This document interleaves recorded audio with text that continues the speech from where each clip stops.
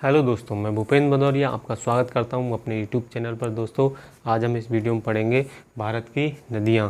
ठीक है दोस्तों, अगर दोस्तों आप चैनल पर पहली बार आए तो मेरे चैनल को सब्सक्राइब कर लीजिएगा, लाइक कीजिए और ज़्यादा से ज़्यादा लोगों में शेयर करिए और लास्ट में कमेंट करके ये ज़रूर बताइएगा वीडियो आपको कैसा लगा। ठीक है दोस्तों, चलिए वीडियो स्टार्ट करते हैं।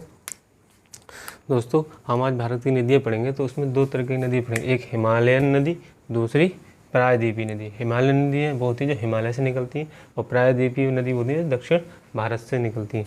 चलिए पहले पढ़ते हैं हिमालयन नदी। हिमालयन नदी में सबसे पहले हम अगर पढ़ेंगे तो सिंधु नदी। तो सिंधु नदी कहाँ से निकलती है ये देखते हैं। सिंधु नदी यहाँ से मानसरोवर निकलती है, कैलाश मानसरोवर से तिब्बत में जो है वो वहाँ से होकर निकलती है, भारत में प्रवेश करती है लद्दाख श्रेणी से।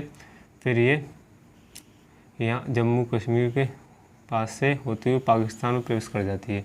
फिर ये वहाँ से प्रवेश कर पाकिस्तान से होती हुई अरब सागर में गिर जाती है। ठीक है दोस्तों, फिर इसी क्रम में दूसरी नदी आती है, इसी की सहायक नदी है सिंधु नदी की, जो है झेलम।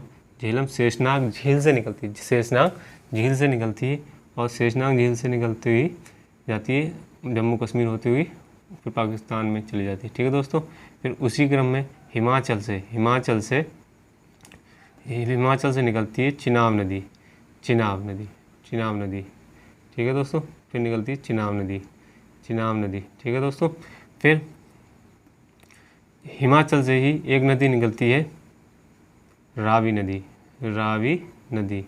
वो भी इस तरीके से मिल जाती है, किसमें, झेलम में मिल जाती है। ठीक है, फिर एक निकलती है हिमाचल से, एक और निकलती है ब्यास नदी जो पंजाब तक आती है। इसी के पीछे एक सतलज नदी आती है। सतलज नदी भी राक्षस ताल से मानसरोवर से ही निकलती है। सतलज नदी जो हिमाचल होते हुए पंजाब में रावी ब्यास नदी से मिल जाती है। झेलम चिनाब रावी ब्यास नदी में मिल जाती है, कहाँ, पंजाब में। फिर ये जाके ये झेलम में मिल जाती है। ठीक है दोस्तों, इस तरीके से जब ये पांचों नदी यहाँ मिल जाती हैं उसके बाद ये कम से कम 40 से 50 किलोमीटर यहाँ पर पाकिस्तान में पंचनद के नाम से प्रवाहित होती हैं। पंचनद के नाम से प्रवाहित होती हैं। जब ये पांचों मिल जाती हैं आपस में, उसके बाद ये हिस्सा पंचनद के नाम से मतलब बहता हुआ फिर सिंधु नदी में मिल जाता है और अरब सागर में गिर जाते हैं। ठीक है, तो इसमें नाम देख लेते हैं, पहला कौन सा है, तो ये सिंधु की सहायक नदियाँ हैं, सिंधु, झेलम, फिर है चिनाब, ये है रावी, उसके बाद ये है ब्यास और ये है सतलज। ये चार नाम है। इनका क्रम जरूर ध्यान रखिए, कभी कभी क्रम पूछ लेता है। पहले ऊपर है सिंधु, फिर है झेलम, फिर है चिनाब, रावी, ब्यास, फिर सतलज। इन पांच नदियों को सिंधु की सहायक नदी कहते हैं। इन नदियों को क्या कहते हैं, सिंधु की सहायक नदियाँ कहते हैं। क्या कहते हैं, सिंधु की सहायक नदियाँ कहते हैं। ठीक है दोस्तों, सिंधु की सहायक नदियाँ बोलते हैं इन नदियों को। ध्यान रखिएगा, इनका क्रम जरूर याद रखिएगा, झेलम, चिनाब, रावी, ब्यास। झेलम, चिनाब, रावी, ब्यास। और इसमें सिंधु की सबसे बड़ी सहायक नदी कौन सी है, चिनाब। सिंधु की सबसे बड़ी सहायक नदी, अगर सबसे लंबी नदी है वो चिनाब है। ठीक है दोस्तों, चलिए अब यहाँ से देखते हैं जो इसकी लंबाई है 3184 किलोमीटर की, लेकिन ये केवल 1114 किलोमीटर ही भारत में प्रवाहित होती है। ठीक है दोस्तों, केवल 1114 किलोमीटर ही, कौन, सिंधु नदी, लेकिन इसकी लंबाई कितनी है, 3184 किलोमीटर। ठीक है, इसके बाद हम देख लेते हैं अपने इधर उत्तराखंड में आते हैं, कहाँ से निकलती है। उत्तराखंड से नदी निकलती है, एक निकलती है भागीरथी और अलकनंदा।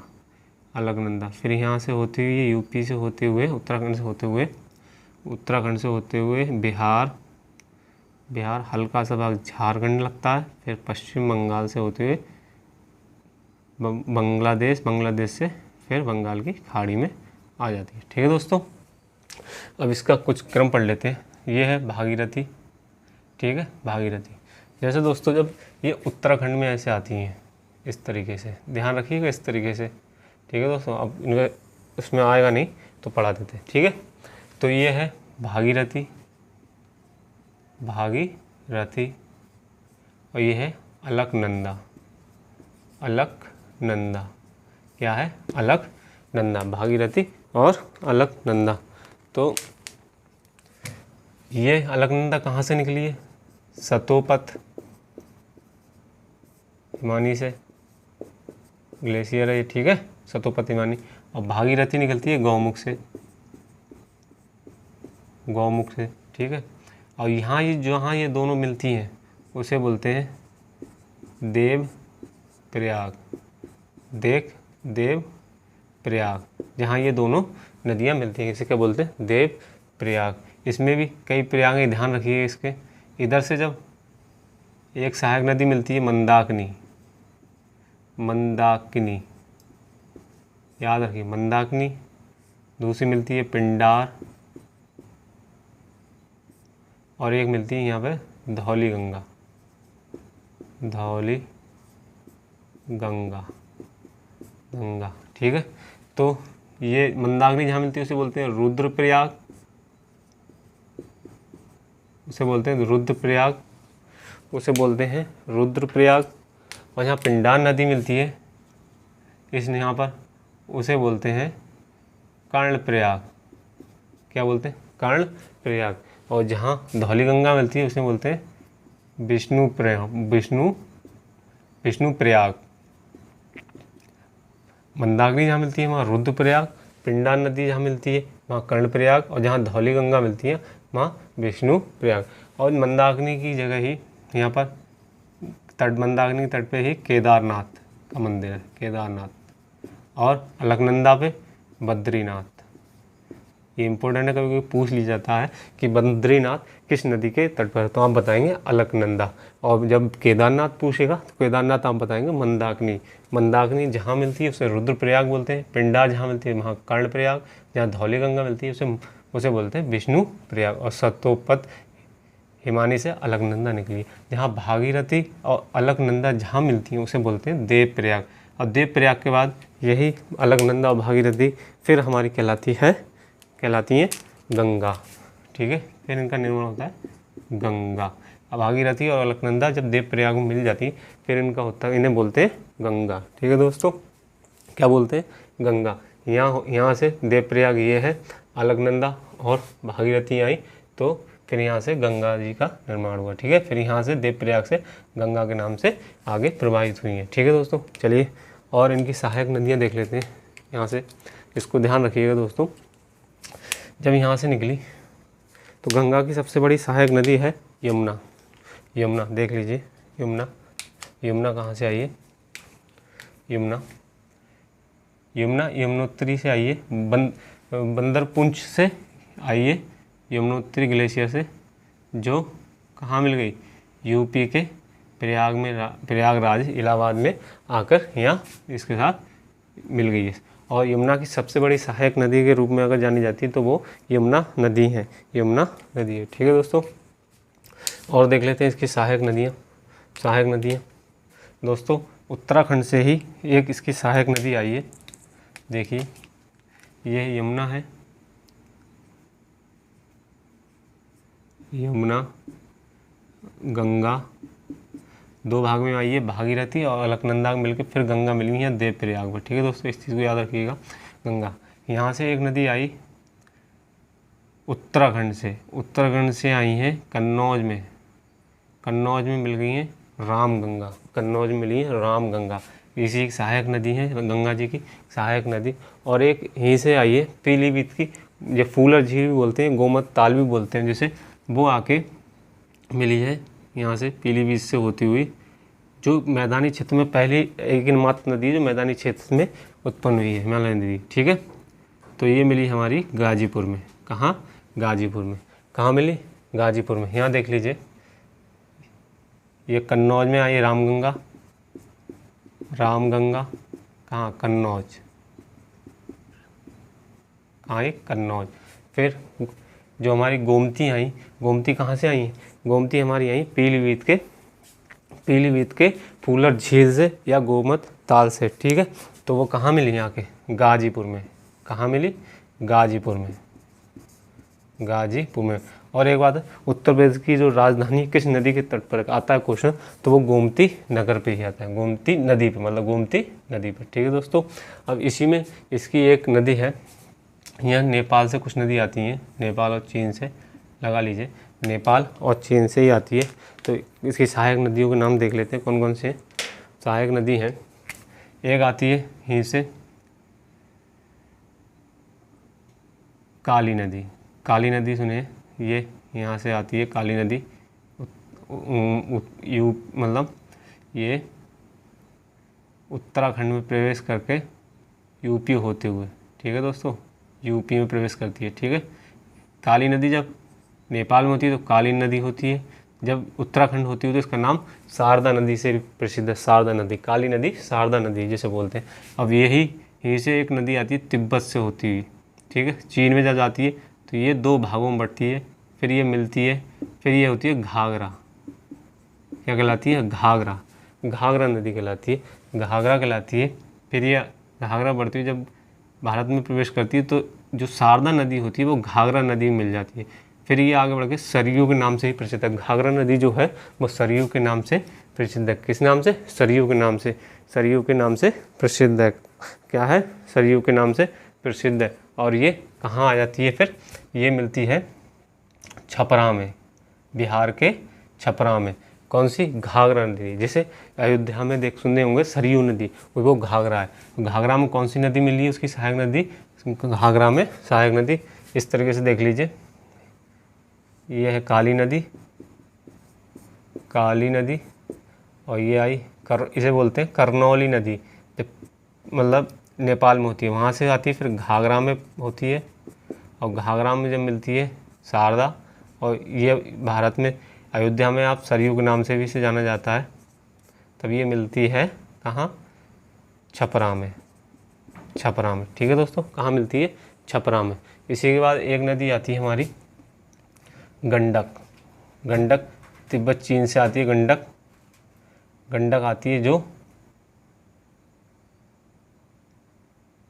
हाजीपुर में आके बिहार में मिल जाती है, कहाँ, हाजीपुर में, हाजीपुर में, ये हाजीपुर में मिल जाती है, ठीक है, हाजीपुर में। और एक ये हो गई हमारी गंडक, ठीक है, ये घाघरा, और एक यहीं से आती है कोसी नदी जो मिल जाती है बिहार में आके, ठीक है, कोसी नदी, कोसी नदी, कोसी नदी, कोसी नदी, ठीक है दोस्तों, कौन सी मिल जाती है, कोसी नदी, कोसी नदी। तो गंगा की सहायक नदी कौन कौन सी होगी, सहायक नदी एक हो गई यमुना, एक हो गई रामगंगा, और भी हैं छोटी छोटी, मेन बता रहे हैं। एक हो गई शारदा या काली गंगा, घाघरा या सरयू भी बोलते हैं, गंडक और कोसी, कोसी नदी, ये गंगा की सहायक नदी है, ठीक है, गंगा की सहायक नदी है। यमुना जी कहाँ मिलती हैं, प्रयागराज में, प्रयागराज में, प्रयागराज में। इसके बाद जब ये थोड़ा सा हिस्सा झारखंड में मिलता है, उसके बाद ये आ जाती है बंगाल में, बंगाल में आ जाती है, बंगाल से होती हुई ये बांग्लादेश में प्रवेश कर जाती है, ठीक है दोस्तों। और यहीं बांग्लादेश से पहले ये 2 भागों में विभाजित हो जाती है, फिर ये इस तरीके से बांग्लादेश में ये इस तरीके से 2 भागों में विभाजित हो जाती है, ठीक है। जिसका ये विभाजन है ये कहलाता है, यहाँ देख लीजिए, हुगली, इसे बोलते हैं हुगली नदी, या भागीरथी हुगली भी बोलते हैं इसे, भागीरथी हुगली भी, ठीक है, भागीरथी हुगली इसमें चेंज हो जाती है, ठीक है दोस्तों, भागीरथी हुगली में। जब ये बांग्लादेश में प्रवेश करती है तो इसका नाम हो जाता है पद्मा, बांग्लादेश में इसका नाम होता है पद्मा, ठीक है, इसका नाम होता है पद्मा, ठीक है दोस्तों, इसका नाम हो जाता है पद्मा, ठीक है, इसका नाम हो जाता है पद्मा, इसका नाम हो जाता है पद्मा। और हुगली नदी यहाँ बढ़ जाती है, हुगली नदी। और जहाँ हुगली नदी बढ़ती है वहाँ पर एक फरक्का बैरेज है, ये एक है फरक्का बैरेज, ये है फरक्का बैरेज। यहाँ से ये इसलिए है, यहाँ इसलिए है कि ज़्यादा से ज़्यादा पानी इस हुगली नदी में रह सके। यहीं से इसी पे बसा कलकत्ता, इसी के तट पे है कलकत्ता शहर बंगाल का, ध्यान रखिएगा। ये फरक्का बैरेज, ठीक है, ध्यान रखिएगा इस चीज़ को। उसके बाद यहाँ से देख लेते हैं, एक नदी निकलती है ब्रह्मपुत्र नदी। ब्रह्मपुत्र नदी, ब्रह्मपुत्र नदी कहाँ से आती है? मानसरोवर से ही से आती है, मानसरोवर से यहाँ से निकलती है। कौन सी? ब्रह्मपुत्र नदी जो आती है, ये आती है चीन से होते हुए। जब ये चीन में होती है उसका नाम होता है सांगपो, ठीक है दोस्तों, क्या नाम होता है? सांगपो। जब ये अरुणाचल प्रदेश में प्रवेश करती है तो इसका नाम हो जाता है दिहांग नदी। उसके बाद ये आती है असम में, और असम से फिर बांग्लादेश में, फिर ये मिल जाती है गंगा पद्मा। अब इसको चीन में बोलते हैं सांगपो और अरुणाचल प्रदेश में इसको बोलते हैं दिहांग नदी, ठीक है। और जब असम में होती है, असम, ये एरिया असम का है, असम में इसका नाम हो जाता है, असम में इसको बोलते हैं ब्रह्मपुत्र, ठीक है, ब्रह्मपुत्र नदी, ठीक है। जब ये बांग्लादेश में इसका नाम जमुना हो जाता है, क्या हो जाता है? जमुना, इसका नाम जमुना हो जाता है, कहाँ? बांग्लादेश में, ठीक है। फिर ये किस रूप में बहती है? फिर जब ये दोनों जहाँ मिलती हैं उसके बाद ये मेघना की नदी के नाम से प्रसिद्ध है। यहाँ पर मेघना, दोनों धारा जब मिल जाती हैं फिर इन्हें बोलते हैं मेघना। फिर ये बंगाल की खाड़ी में गिर के सुंदरवन डेल्टा का निर्माण करते हैं, सुंदरवन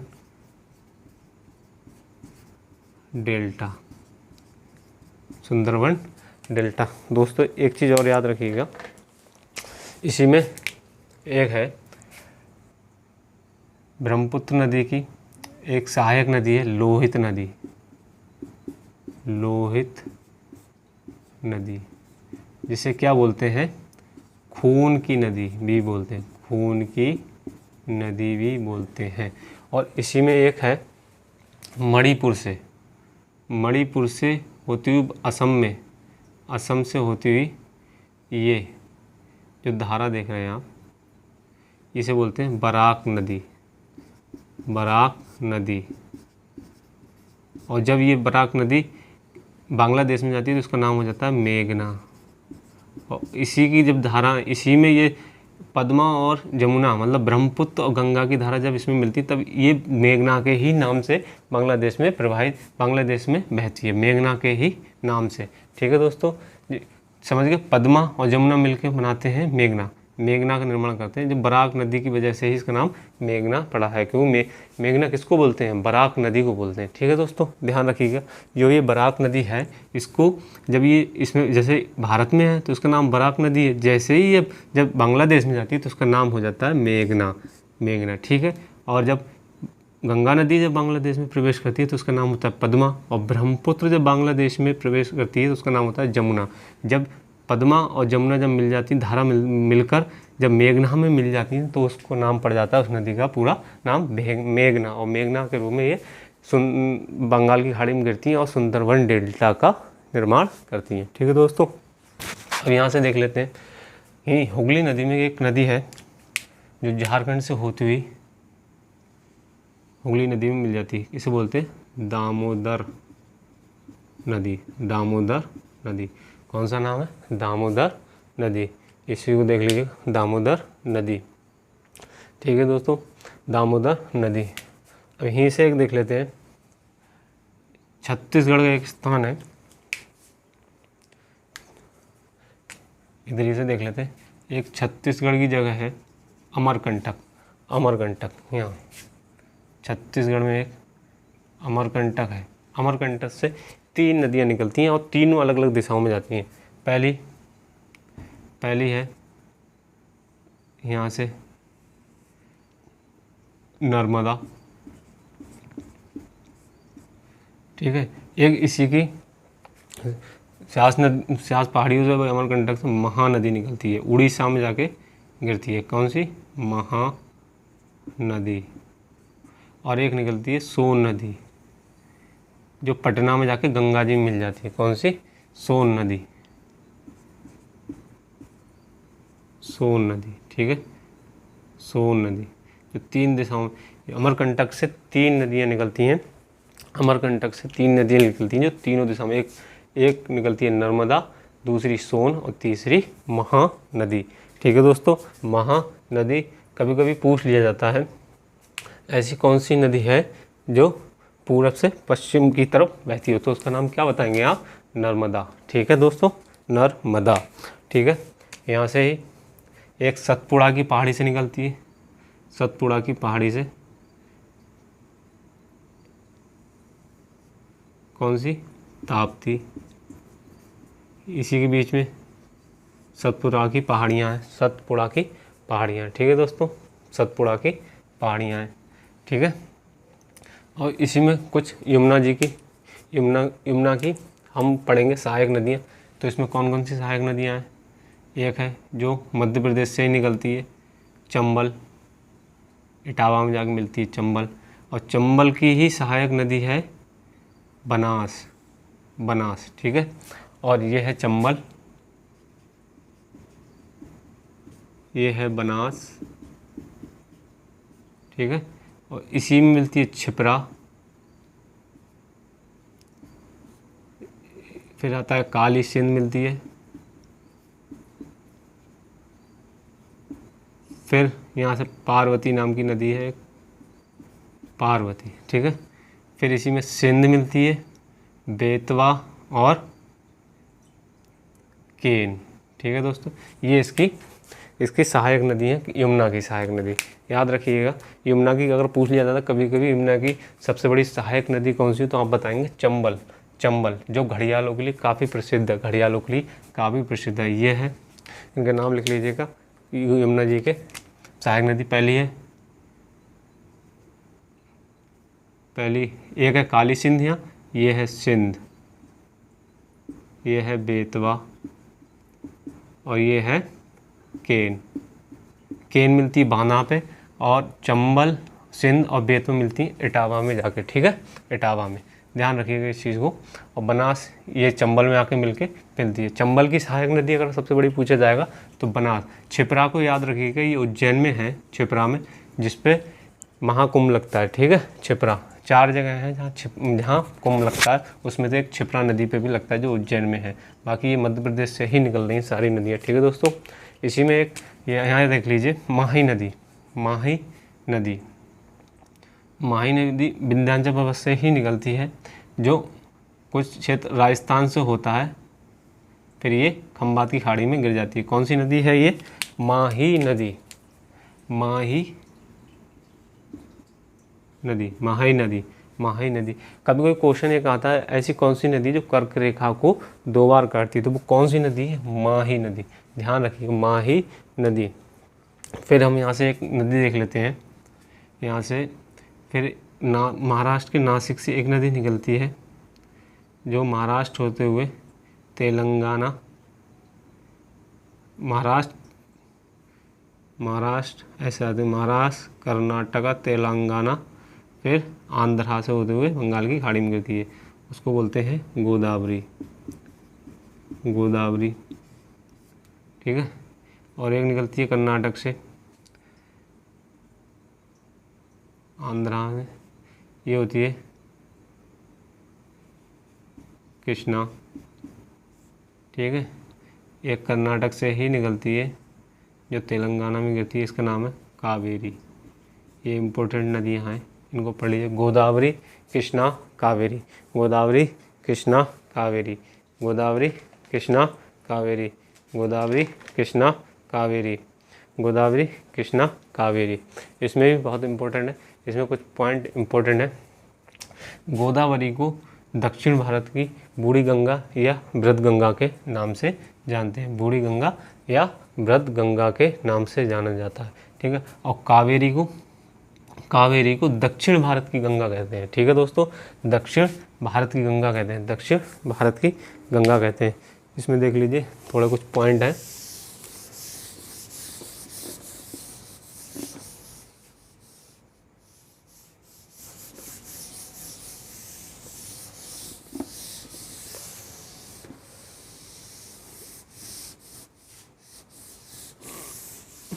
क्या कहते हैं, दक्षिण भारत की गंगा कहते हैं, दक्षिण भारत की गंगा कहते हैं। किसको? गोदावरी को दक्षिण भारत की गंगा कहते हैं, गोदावरी को। और कृष्णा नदी को और कावेरी दक्षिण भारत की बूढ़ी गंगा कहते हैं, गोदावरी को दक्षिण भारत की बूढ़ी गंगा या व्रत गंगा के नाम से भी जानते हैं। किसको? गोदावरी को। और कावेरी दक्षिण भारत की गंगा है, दक्षिण भारत की गंगा है, दक्षिण भारत की गंगा है। ठीक है दोस्तों, दक्षिण भारत की गंगा है। अब एक यहाँ से अरावली की पर्वत श्रेणी से निकली है, देख लीजिए। ये लूनी नदी जो खंबा जो कच्छ की रन तक आ के विलुप्त हो गई है, कहाँ से? अरावली से निकली है, अरावली। अरावली से एक निकली है साबरमती जो खंबात की खाड़ी में आके मिल गई। ये है साबरमती,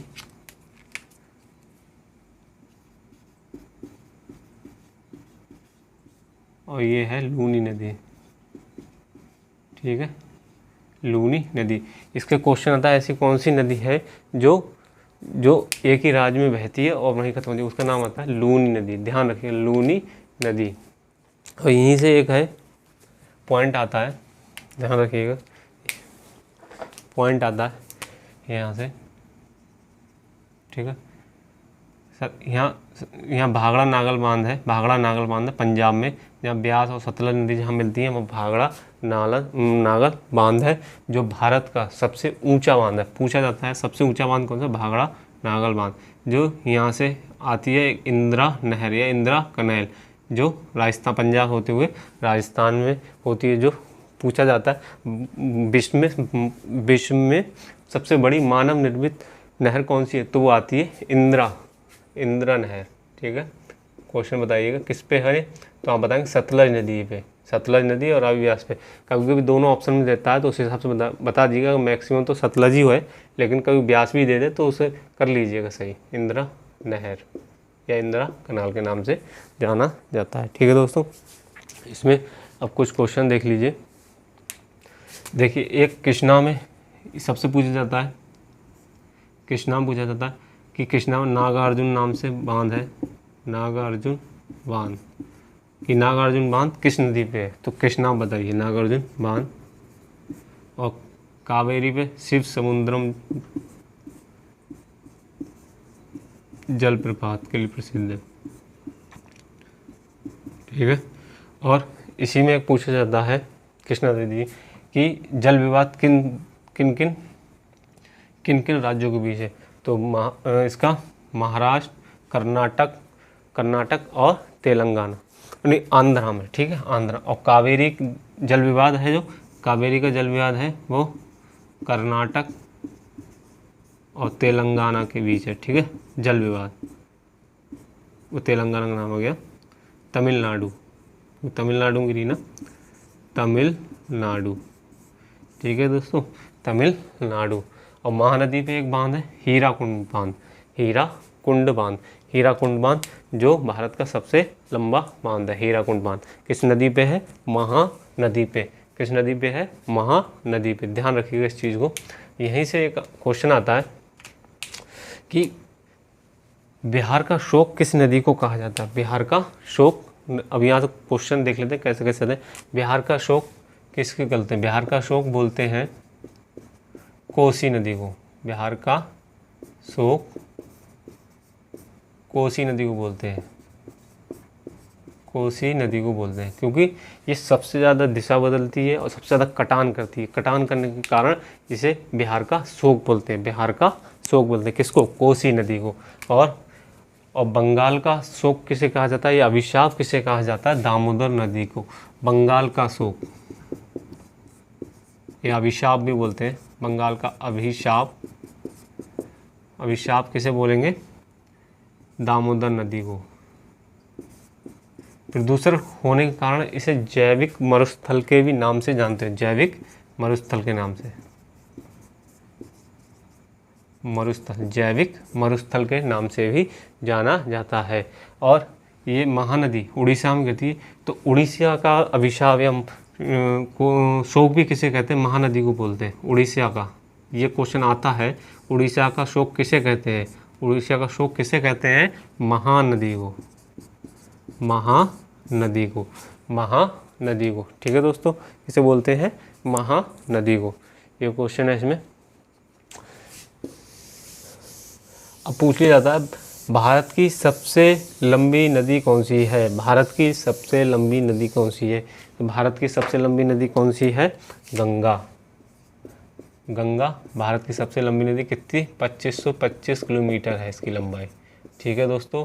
और अगर पूछ लिया जाए नॉर्मल दे दिया सिंधु, गंगा या यमुना या ब्रह्मपुत्र, तो इनमें सबसे लंबी नदी कौन सी है? नॉर्मली पूछा सबसे लंबी नदी कौन सी है, तो आप बताएंगे सिंधु सबसे ज़्यादा लंबी है, सबसे ज़्यादा बड़ी है। ठीक है, सबसे ज़्यादा बड़ी कितनी है? 3184 किलोमीटर इसकी लंबाई है। लेकिन भारत में कितनी? 1114 किलोमीटर केवल जाती है। क्या? भारत में जाती है। इसलिए भारत की सबसे बड़ी नदी कौन सी है? गंगा। और ब्रह्मपुत्र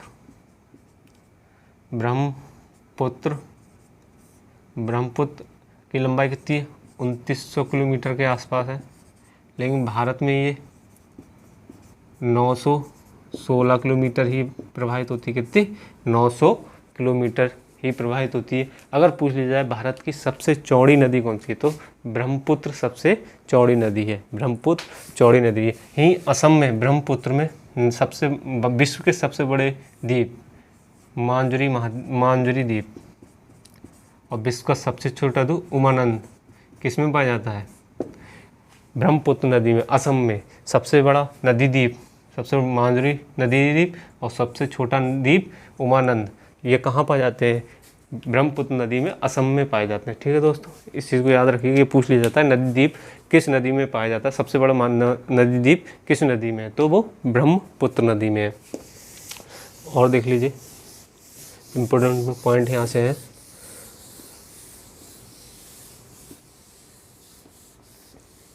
यमुना की अगर पूछेंगे, यमुना की लगभग लंबाई है 1365 किलोमीटर। ठीक है। और यहीं से गोदावरी भारत की दूसरी सबसे बड़ी नदी है। दूसरी सबसे बड़ी नदी, इसकी लंबाई है 1465 किलोमीटर। और तीसरी नदी के नाम आता है तो वो कृष्णा का आता है। भारत की तीसरी सबसे बड़ी नदी कौन सी है? कृष्णा नदी। कितनी है? 1400 किलोमीटर के आसपास, 1400 किलोमीटर के आसपास कृष्णा नदी। पूछा जाता है दक्षिण भारत की सबसे बड़ी नदी कौन सी है, तो वो गोदावरी नदी। और बूढ़ी गंगा कौन सी नदी? गोदावरी नदी। और केवल पूछ लिया जाए दक्षिण भारत की गंगा किस नदी को कहते हैं, तो वो बोलते हैं कावेरी नदी को, कावेरी नदी को। ठीक है, यहाँ से है। अब पूछ लिया जाए कर्क रेखा को 2 बार कौन सी नदी काटती है, तो माहे नदी काटती है। कौन सी? माहे नदी काटती है। कौन सी? कर्क रेखा को। ठीक है, 2 बार नदी कौन सी काटती है? कर्क रेखा। ठीक है। और ये नदियाँ जो पश्चिम में गिर रही हैं जितनी भी, वो सब अरब सागर में गिर रही हैं। देखिए, ठीक है, जो अरब सागर में जो नदियाँ गिरती हैं उन्हें बोलते हैं, वो एस्चुरी बनाती हैं, एस्चुरी। और जो बंगाली खाड़ी में गिरती हैं वो डेल्टा बनाती है। जैसे कावेरी, कृष्णा, गोदावरी, महानदी और ये हुगली और ये पद्मा, जमुना मिलकर, ब्रह्मपुत्र मिलकर सुंदरबन का डेल्टा बनाती है। जितनी भी बंगाली खाड़ी में जो नदियाँ गिरेंगी वो डेल्टा, और अरब सागर में जितनी नदियाँ गिर रही हैं वो एस्चुरी बनाते हैं। एस्चुरी क्या होते हैं? एस्चुरी होती है सागर तट पर स्थित आधे बंद खारे पानी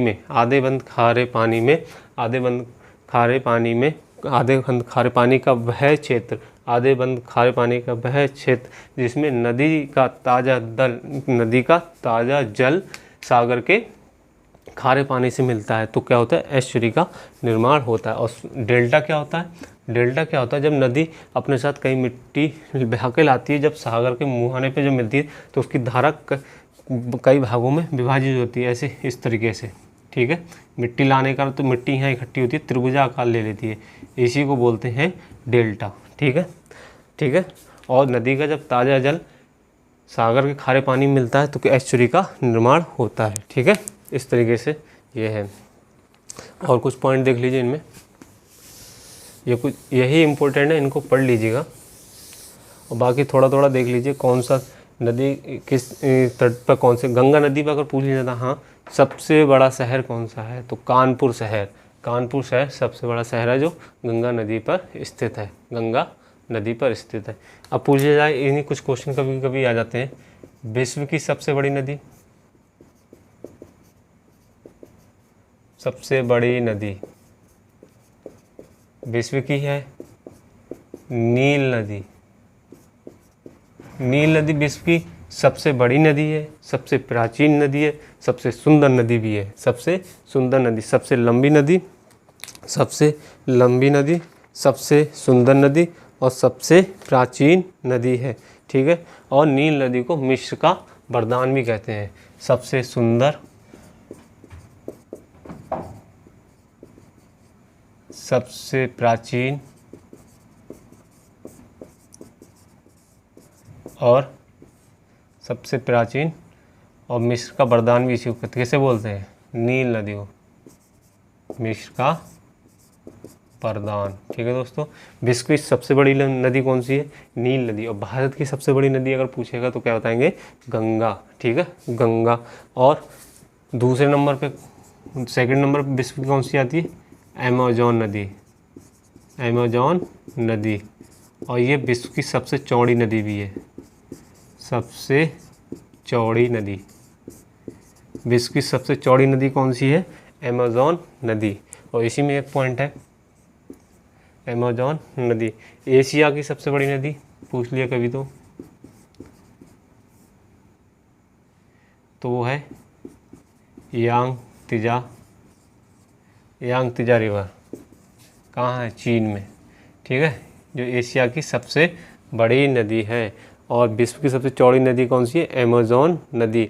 अमेजोन का नदी का पानी पीने लायक नहीं है। ठीक है दोस्तों, और यहीं से यांगत्से नदी पे विश्व का सबसे बड़ा बांध है, यहाँ रखिए, विश्व का सबसे बड़ा बांध, बड़ा बांध, विश्व का सबसे बड़ा बांध कौन सा है, थ्री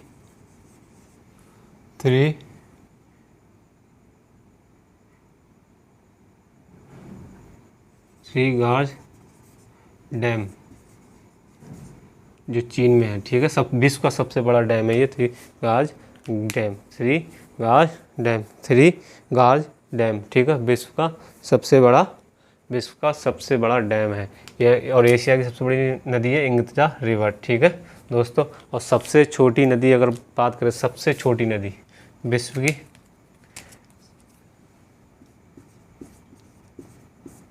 की,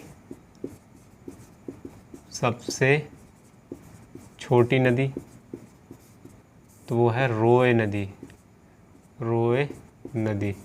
सबसे छोटी नदी है रोए नदी। ठीक है, रोए नदी। विश्व का ऐसा देश जहाँ एक भी नदी नहीं है, जहाँ एक भी नदी नहीं है तो वो है सऊदी अरब में, एक भी नदी नहीं है। और नदियों का देश किसे कहा जाता है, उसे कहते हैं बांग्लादेश को। नदियों का देश कहा जाता है, नदियों का देश कहा जाता है किसे, बांग्लादेश को। ठीक है दोस्तों, किसे कहते हैं, बांग्लादेश को, बांग्लादेश को। और भारत की पूछ ली जाए कभी तो भारत की सबसे गहरी नदी कौन सी, भारत की सबसे गहरी नदियाँ हैं अलकनंदा और भागीरथी, अलकनंदा और भागीरथी। ठीक है दोस्तों, अलकनंदा और भागीरथी।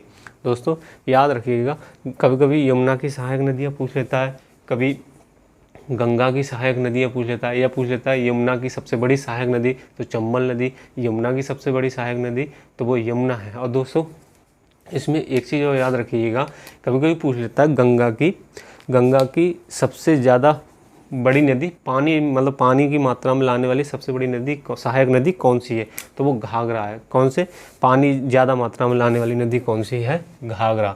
ठीक है, और लंबाई में सबसे बड़ी सहायक नदी यमुना नदी। अगर पानी की अपेक्षा देखें, पानी की अपेक्षा तो घाघरा सबसे बड़ी नदी है जो गंगा में अधिक पानी लेकर आती है। ठीक है, तो उसे बोलते हैं। और बंगाल का शोक किसे बोलते हैं, कोसी नदी।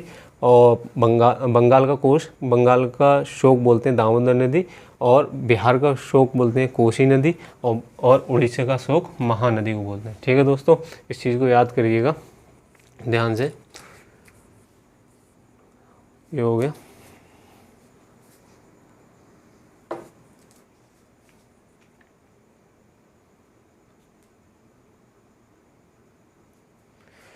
नदियों में यही है, एक एक बार अपने हिसाब से बार बार देखेंगे तो इसको आराम से पढ़ सकेंगे। ये नदी विस्तार है, और जो छोटी छोटी नदी हैं थोड़ा बहुत अपनी तरफ से भी देखेंगे तो आराम से हो जाएगा सब कुछ। और पहली बात तो इससे ज़्यादा कुछ आना नहीं है, ठीक है दोस्तों, लेकिन ये है ज़्यादा उसमें नहीं लेना, अपने हिसाब से थोड़ा बहुत पढ़ लीजिएगा, ठीक है दोस्तों।